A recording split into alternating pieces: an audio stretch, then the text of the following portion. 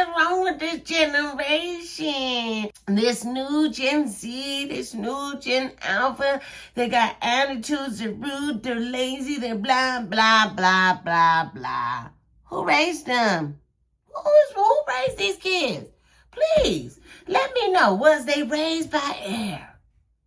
Because if they was, I need me some of these kids. Okay? No, we raised these babies. I know a lot of people want to blame social media or the kids being on the iPad, but no. Parents' responsibility. Who got them that iPad? Who always gave it to them to shut them up and put them in the corner? And also, who didn't force them to get up, clean their room? Okay, we stopped whooping these kids because we was kids of getting whoopings. And I think that made us, because our parents was tearing our behinds up, and I feel like it made us more lenient and to the fact that we should have been tearing our kids' ass up. And that's what it boils down to. Like, we getting these kids with all these nasty attitudes, too lazy to do something. If you at work with them, I don't know if y'all ever worked with young people, you tell them, hey, what are you doing? Because they constantly like this. That's it. That's all they know. You know, how can you work productively if you constantly on your phone? Like, it's impossible. I got my first job when I was 14. And I didn't have a cell phone then. So I could just go to work and go to work. Actually, now that I think about it, I did have a cell phone. You couldn't do too much on it. You could text people or whatever, but you really couldn't do too much. And it was minutes, and you had to wait till a certain time for it to even be free. And I was not at work. I mean, I was at work doing the opposite of those times. So I really wasn't on my phone at all. And that skipped me.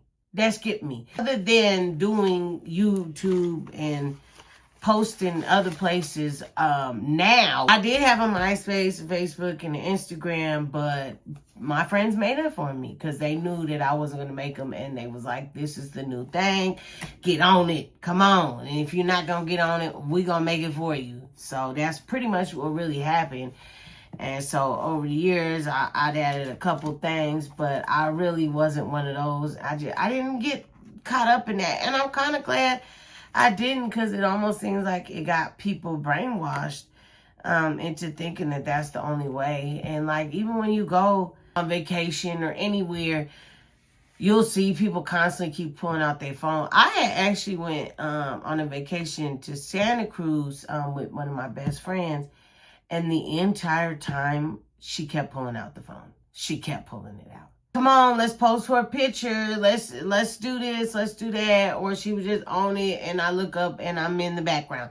You know, so it was like annoying. It was like, enjoy yourself. But then I also don't like the fact that because of that, I will go home from these events and like, dang, I wish I had a picture from that day. So I do try to throw a couple pictures in, especially like if I'm in a big group and we go on a vacation together. I definitely be like, look, we need to get a picture of the group. But I don't try to constantly, this is what I'm eating, this is what I'm doing, I'm swimming, the sun is out, blah, blah, blah.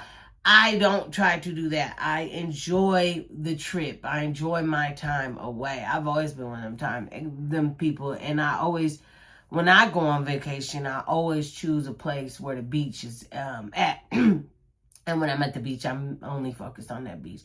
When I get there, I'm obsessed with the ocean, so I do take a couple pictures of the ocean, the sand, whatever.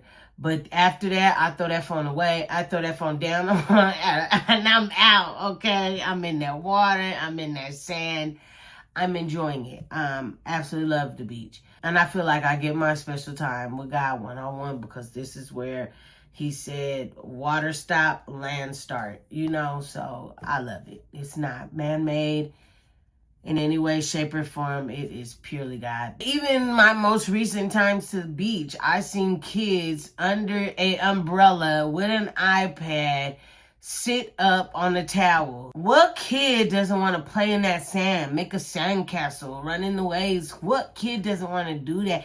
And then parents not even forcing them to do it, because I know what my child's doing. It's sitting down. It's why I don't actually have to watch them because they're sitting right here and they're playing games or watching cartoons or whatever they do. I don't know what they do for hours on these things, but what I do know is we got to do better. We got to do better parenting. It's not cute when you record your kid being bad and saying something inappropriate. Like, it's getting to a time where it's like, I know that our this new generation of folks thinks everybody that tells somebody what to do is a Karen, but no, you need to care about these kids.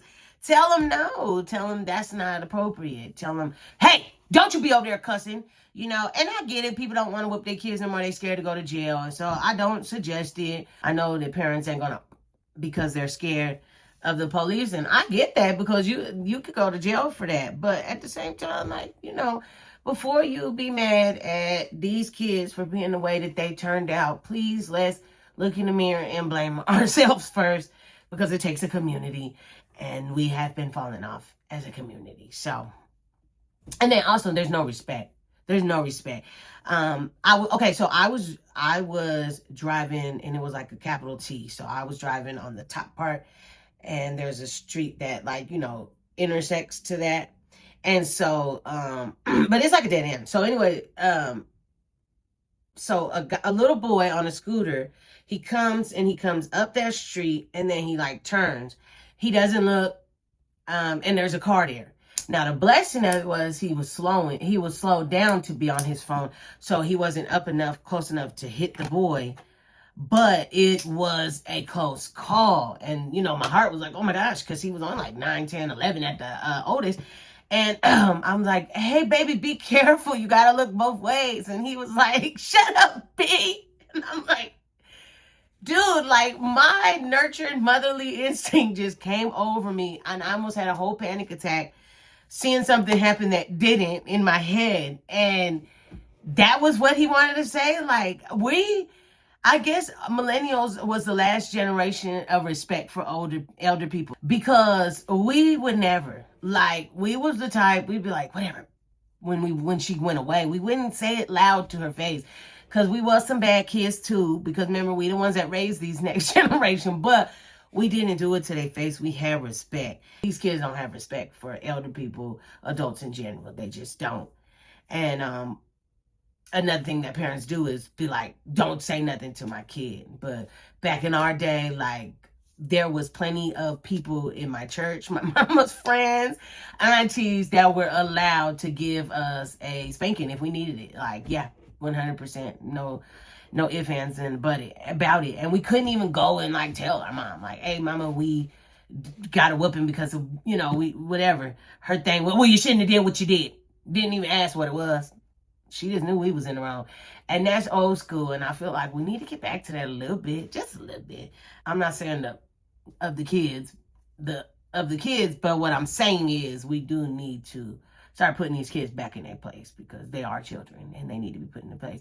The Bible says, spare the rod, spoil the child. So if you are sparing that rod, you are spoiling that baby. And spoiled children turn out to horrific adults. Okay? So let's think of that the next time we judge this next generation of kids. Okay? All right, bye. People who don't train, discipline, and correct their kids can't stand them. They don't even want to be around them. They're tired all the time because the kids are completely out of control. And they certainly don't want any more kids. All children are trained. They're either trained well or they're trained poorly. I used to train my children to sin. I taught them delayed obedience. How do you teach children delayed obedience? Well, one way you teach them delayed obedience is you tell them things over and over again. See, if I'm telling my child something over and over again, then I'm telling them, you don't have to obey me when I say, you just have to obey me eventually after I say it 4 or 5 times. So by repeating myself to my children over and over again, I was training them in sin. No, I tell you to do it. You don't do it. There's an immediate consequence. First time. Another way that I was coaching my children to be sinful is by yelling. I was a yeller. Veins popping out of my neck, using all 3 of their names. As a yeller, here's what I was teaching my children. You don't have to do what I say when I say it. You have to do it somewhere between the time I say it the first time and the time I get so frustrated that the veins pop out and you hear all 3 of your names. You're teaching sin if you're a yeller. You're training children in sin. And you're teaching them that you don't mean what you say when you say it. You only mean it when you get mad enough to scream. Fathers, here's what I also learned. By being a yeller, I was not only training my children in sin, but I was undermining my wife's authority in the home. Why? Because I am big and scary and I have a big voice. And if I use my voice to intimidate my children, my wife can't. So they respect me more than they respect her. So stop yelling. And as a matter of fact, I lower my voice when I give my children instructions.